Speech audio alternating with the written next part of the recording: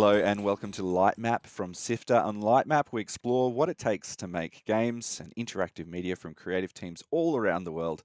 It's a guide to interesting new gameplay experiences, cool stories, and we find out each and every episode a little bit what it actually takes to make things, what it actually is like, that creative process, what goes into some of the stories behind that. And we meet new developers, artists, musicians, researchers, and more. On this episode, we are joined by Mel Taylor from Mellow Games. They are based in Brisbane, and her game is Blueberry, which explores the life of a girl. And you collect her memories to find the missing ones and learn about the traumas that still haunt her. Thank you very much for joining us, Mel. Thank you for having me. We can't wait to learn more about this really interesting platforming game, which combines a narrative as well and an emotional arc. But without any further ado, let's jump in. If you like insightful discussions about those high-profile games that everyone's talking about, then why not check out Sifter's other podcast, Mainstream, in your podcast feed right now. We talk about those high-profile titles, those AAAs, some of those other smaller indie darlings, featuring insights from the award-winning Sifter team and other special guests. You can find Mainstream in your podcast player. That's on Apple Podcasts, on Spotify, Google Podcasts, or head to the Sifter website, that's sifter.com.au. So Blueberry is a story-focused game, a platforming game with a bunch of mini games, and it's a surreal, heartfelt adventure. But before I say any more, Mel, can you summarize Blueberry for us?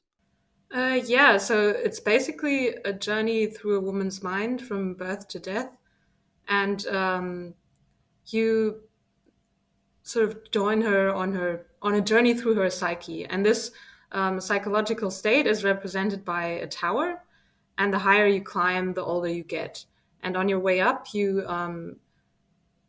find some doors that lead to her memories, and then the mini games are the memories that you play. And at some point, you will find that there are missing memories that you have to retrieve. And for each of these memories that you play, you get one puzzle piece, which is like also a sort of representation of her psyche. And you have to find the missing puzzle pieces, basically. And to do that, you can go back down the tower and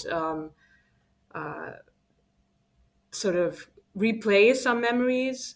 And these memories will appear in a sepia color and will change according to her perspective. Like from a teenager perspective, things will turn out a bit differently than when you played it as a child. And then you can also find the memories that are gaps. And that's sort of the basic premise. What is, I guess, the touchstone in terms of games? If we're describing it for people who might only be listening to this on their podcast players, how would you describe what the gameplay is closest to for people so they've got a frame of reference? So it's a mixture between platforming and mini games, like little vignettes from her life. And one inspiration was Night in the Woods, for example. And that is it does have platforming, and I guess it could technically be called a platformer, but the platforming there is very, it's not dexterity oriented. And in Blueberry, it's a bit more like that, but there's very little penalty for failing. So it's a bit like in Fez, where if you fall, you just respawn on the platform that you were on before.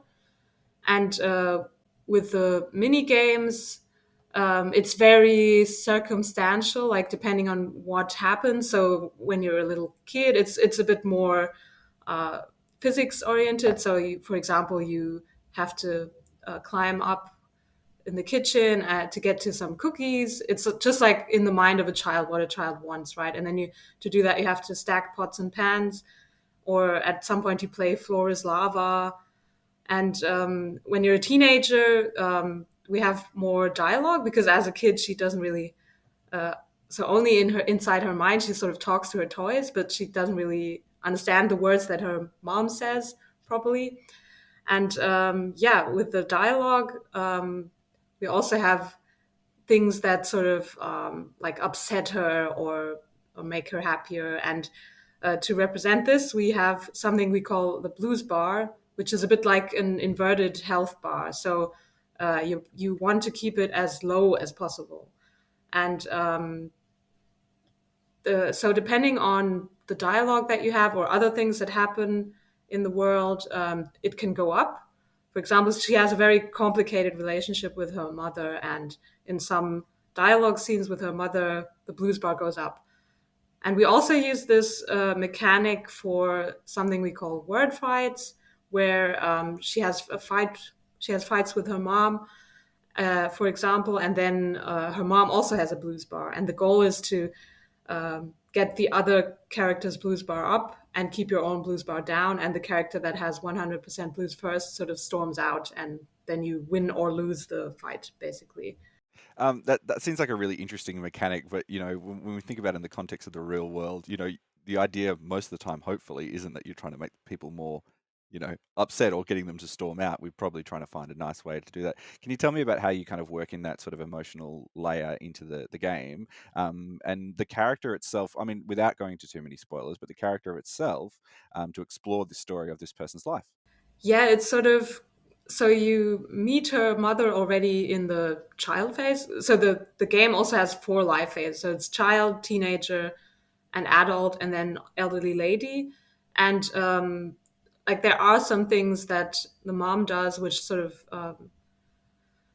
are not great, and you find out that there's a lot of neglect in her life, and that there's sort of the family life is very complicated. And the more you play, the more you find out about the details of that, and how, like at the beginning, there's a lot where she just wants attention from her mom, and you notice that her mom's always busy sort of distracted and not really taking care of her very well. And then at some point, in the teenager phase, the mom appears super mean, and that's sort of the setup for saying upsetting things as well. And at some point, you might think like she's the villain, and then as an adult, your perspective changes again a bit because you have your own kid at some point, and then some scenes sort of repeat in a way where the roles change. So you're the mom now, and then you kind of also understand your own mom a bit better. And then you notice, okay, she's not just evil, and she did in some situations make mistakes, but she also still wanted the best. And yeah, those terms this is hard to come to terms with. It seems like the game explores mental health in quite a lot of detail than we usually get out of games. How much research did you do in terms of how certain things affect certain people? So the core narrative revolves around trauma. And I was, so my initial idea for Blueberry was, okay, I want to explore how memories are processed. And the trauma stuff is sort of, okay, what happens if your processing of memories is kind of interrupted or defect because of things that you have experienced. And so one book I read about that, which I really liked, was it's called The Body Keeps the Score by Bessel van der Krol is his name. I think he's a Dutch psychotherapist. Oh, no, he's Belgium. Sorry. And so this book is very interesting because I wanted to also find out like what kind of is the mechanism of things that go wrong in this case, but also like how can you sort of fix it theoretically. And like Blueberry is supposed to be a journey where it can get quite sad and very confronting at times. And I wanted to sort of mitigate that through the friendly art style and sort of say, okay, this is a tough story, but we like it has some kind of warmth and redemption. And I wanted to show, okay, this life is very, very tough, but you can get over it, and it's supposed to like end on a hopeful note and not just get worse and worse. But the thing is also it ends with death. So that's not a spoiler. It's her whole life, right? And I guess it also deals with like what's important in life, and how can a traumatized person still have a happy life and sort of come to terms with this. And I do have to say, like, there are some of my own experiences in there too. But for me, it was also important that it's not about me. Like, I wanted to make it about someone else, and sort of have things like some situations are sort of inspired by my life, but it's not my life. And of course, like, I think if you are someone yourself who had some things in your life that have been very difficult, and especially like for me, it was also had to do with my family, then you always ask yourself, like, am I different than anyone else? And uh, how can I be normal or whatever? So I think that's what it was like for me. And I started sort of obsessively reading about these things. And I thought this whole mechanic of memory processing is also like not only regarding to mental health issues, but it's generally interesting for a game. Yeah, and that's how I sort of got the idea. Are somewhat being seen through a different lens in the story of this game. Was it like an emotionally valuable thing for you to make it in order to reframe some of your context and your history? I think that's sort of the special thing about making art in general, and for me, just about making games is like there might be a little bit of yourself in there, and I also think for me it helps as an indie game developer, which is very hard to be successful in. It helps if you get something out of it that's not just commercial success. And I'm like, okay, I have this chance now to do this thing, and I really want to make something that's valuable to myself, even if it's not commercially successful. And that doesn't mean that I don't want it to be successful, because I believe that these things can go together. It is possible. And especially if it's meaningful to other people, you can make it also commercially successful. But if it's not, then I think I'm still getting something out of it. Like, it definitely helps me to process things, or get clearer, or get some distance from it maybe as well. So I would say yes, but that's probably different for every person. But yeah, I definitely think yes. I'm looking at the art style of Blueberry. It's very delicate, and it's very soft. How did you develop that visual style? So I wanted it to be kind of inviting and very vibrant. And so the basic idea was, okay, this flat illustration style that's sort of kind of simple, but has very strong colors. And I think like what I really like is contrast, just generally in visual styles. And I think it also it can help to make it very poignant, sort of, okay, this is like a dark phase and this is like a happy phase, and sort of just super exaggerate with that. And so that helped. I also wanted to make it simple, just to keep the scope a bit low. But I did also want to make it like, okay, this is a story that deals with tough subjects, but it tells you this game is friendly. It's not going to be mean to you as a player. That's something I'm really curious about as well, because for a lot of people, if you're talking about delicate emotional experiences, sort of framing that experience for players is an important thing to do. What considerations have you done so that people know what they're going into when they're going to play your game? Yeah, that's a very good point. Because I think so. I did put up like trigger warning and stuff on the Steam page, or content warning, and also in the game itself. But it's sort of, I think that probably needs to be a bit more clear because yeah, the thing is, the sort of trap we are going into is that it could seem to people like it's a kids game, or it's like super wholesome or something, and that's not what it's supposed to be. And that's also something, because like we're still in development, so we're still sort of figuring that out. And yeah, I think that this does need to be super super clear, because it's important to me that people do know what they're going into. So I think that's just something that we need to figure out a bit better, like a very strong trigger warning at the beginning or something. Because I think I think it's okay to have this, but it just needs, the player needs to know what they're going into.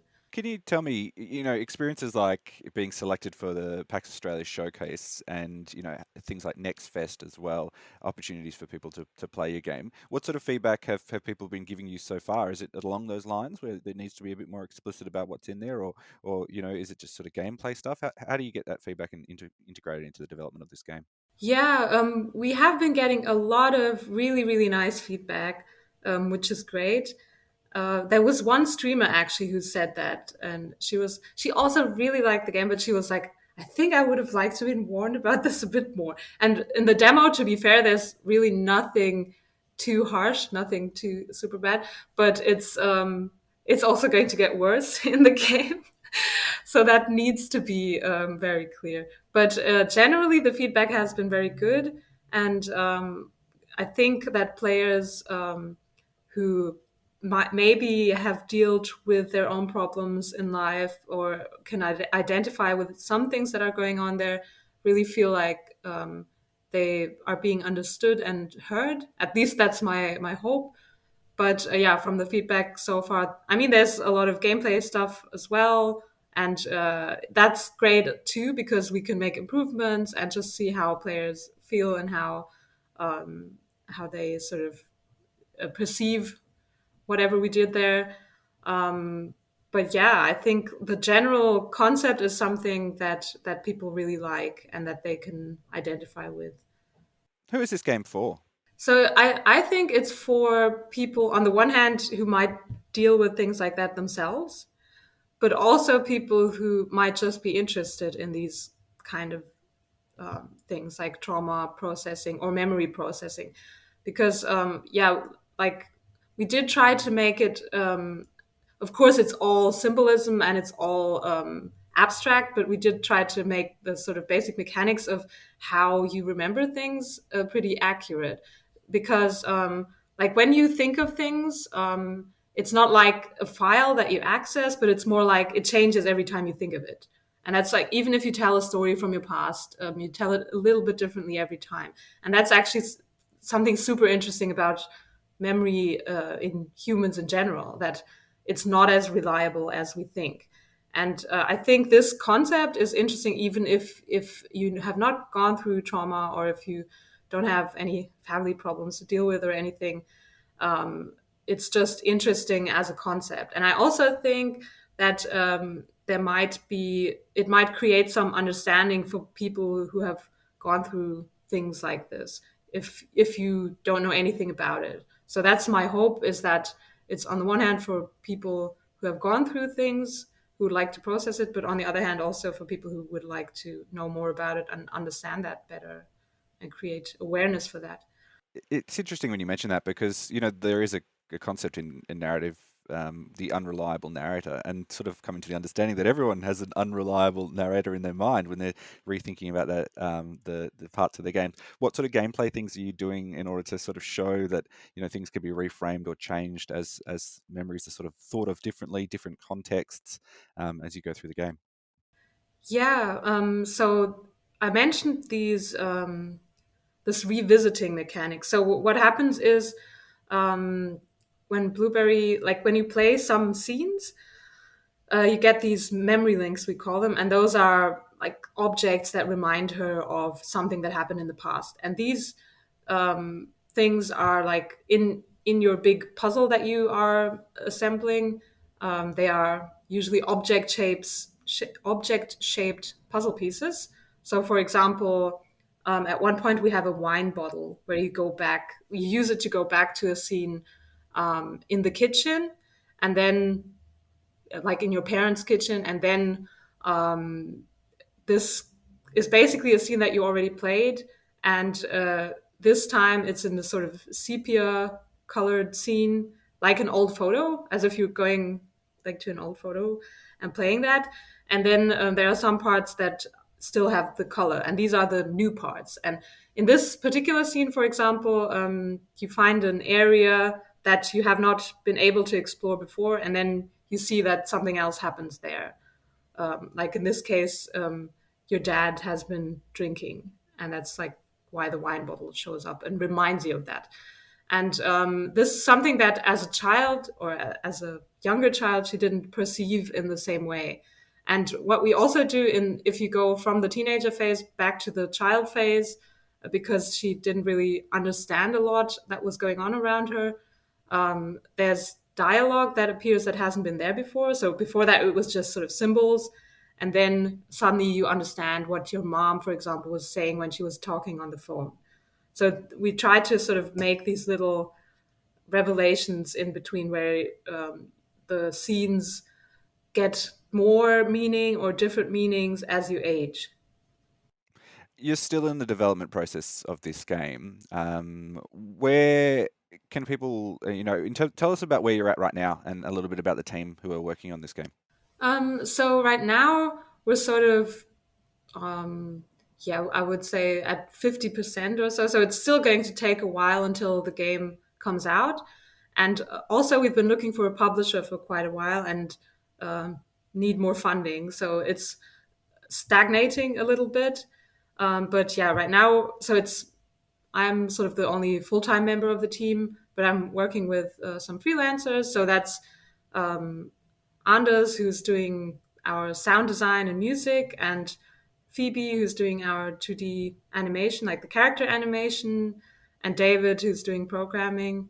And so I do the art and design and all of the other stuff, business development, everything. So yeah, it's a pretty small team, and it's just difficult to find funding and a publisher and stuff for a small team like that. But yeah, it's a great team as well.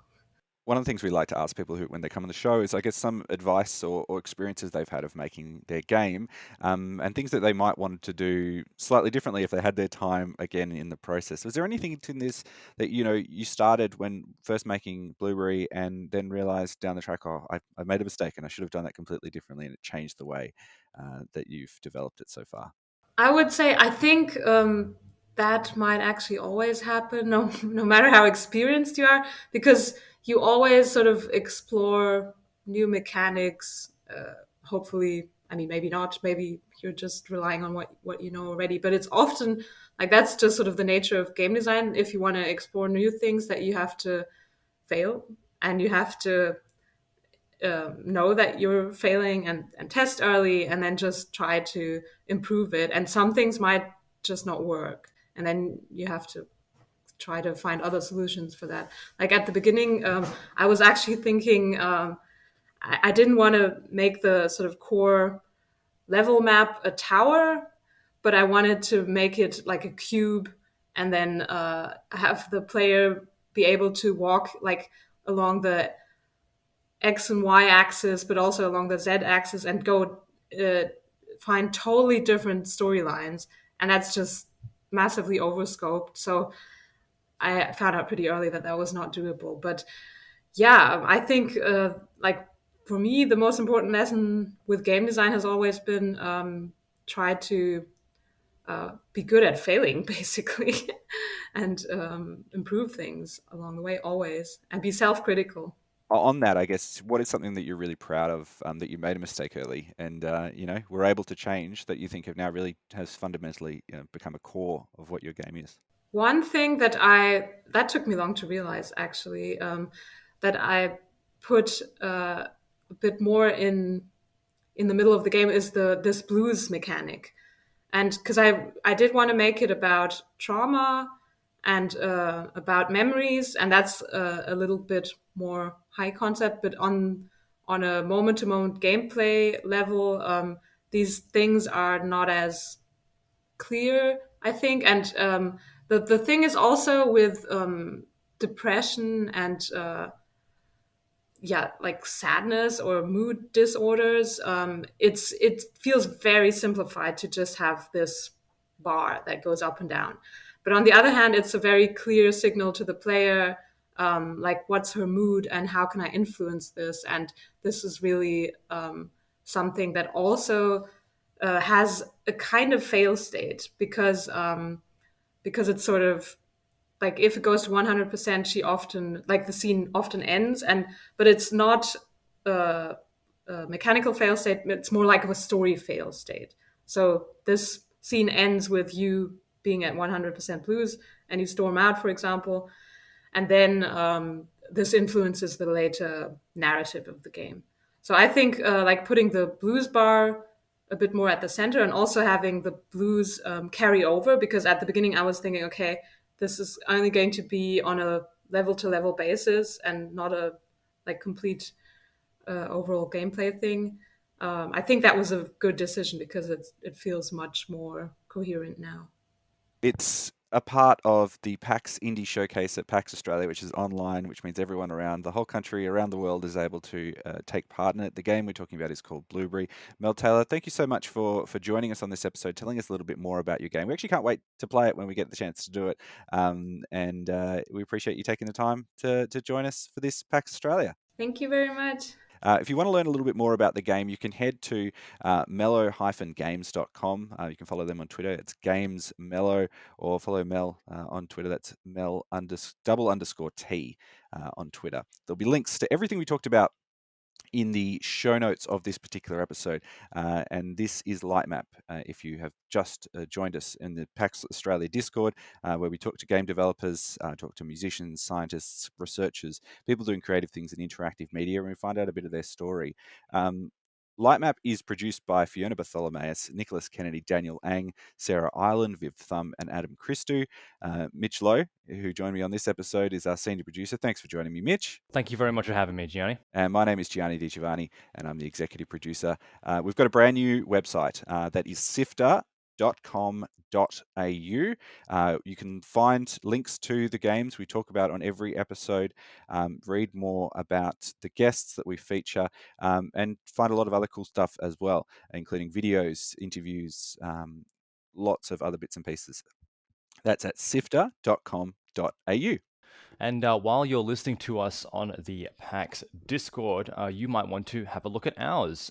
We have a collection of developers, and we like to talk about things we've made, things that everybody else has made, and our general interests, including TV, movies, and music. Visit visit sifter.com.au/Discord to get there. That's sifter.com.au/Discord. And the one free thing you can do to help support us is word of mouth. Share the show. It's really important to indie podcasts like us, so let your friends know. If you think they'll enjoy it, send them a link to make it easy for them. And we'll love you forever. That's all for this episode. Thank you so much for joining us again, Mel. We appreciate you sharing your insights and sharing a little bit about Blueberry. Thank you so much for having me. And for those listening, wherever you are, that's all for this episode of Lightmap. Until next time, have fun. Bye.